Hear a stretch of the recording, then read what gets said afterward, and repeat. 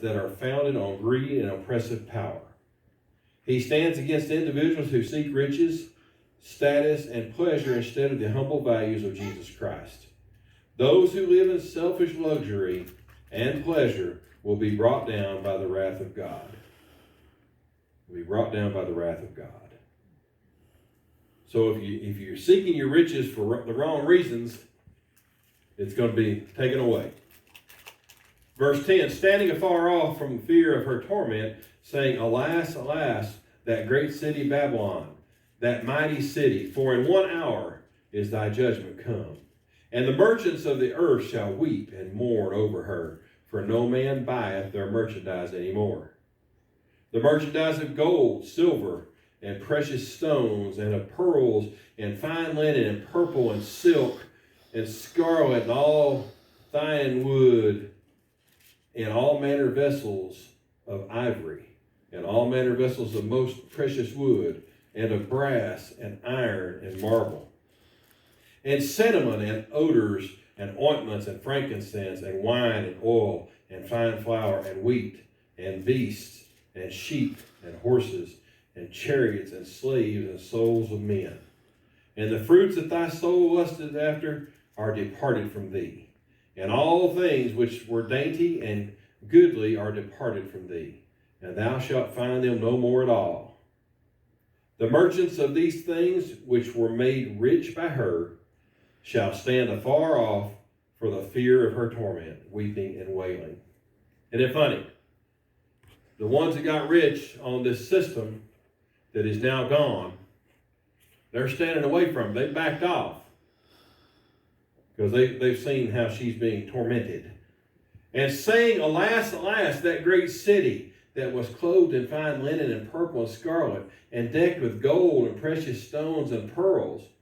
For in 1 hour so great riches is come to naught. In other words, it's gone.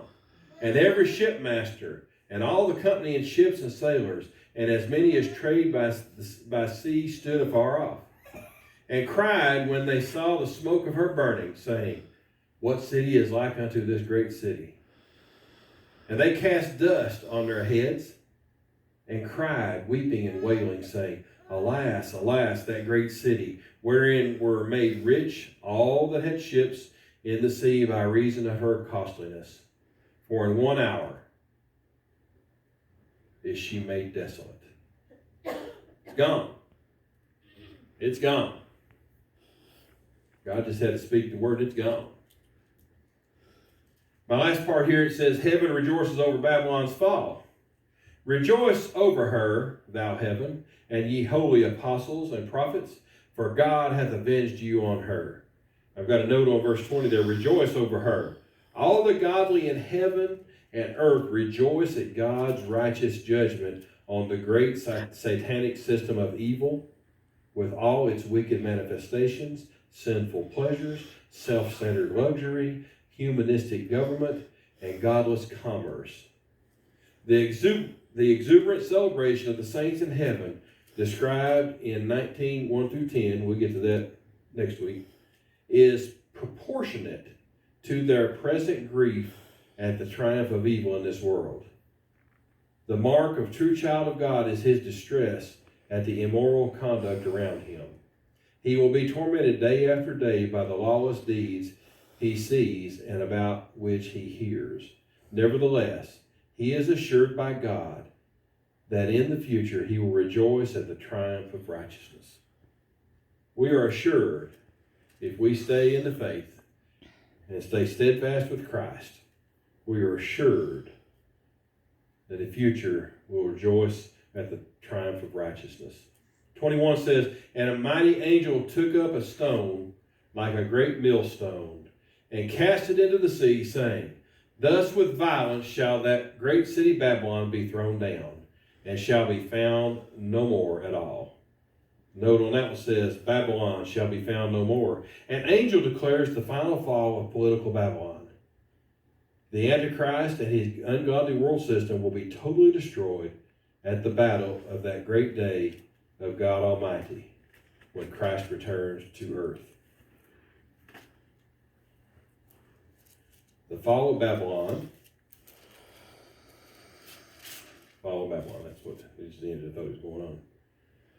Verse 22 says, and the voice of harpers and musicians, and of pipers and trumpeters shall be heard no more at all in thee, and no craftsman, of whatsoever craft he be, shall be found any more in thee.